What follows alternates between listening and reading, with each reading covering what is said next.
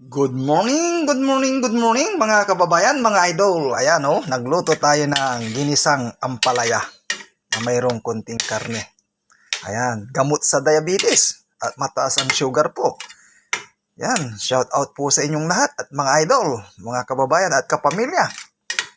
Ang ating ulam ngayon ay ginisang ampalaya.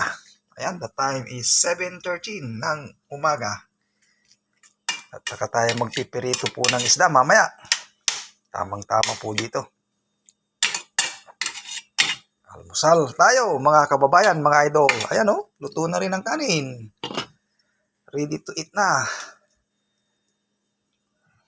Shout out po sa inyong lahat at ingat po kayo lagi kung ano man ang ginagawa ninyo. Yung hindi pa nakapollow po sa aking Facebook page, Kuya Nung Vlog, follow po kayo para makatulong po tayo sa nangangailangan po ng tulong. Lalong-lalo na malapit na po ang December.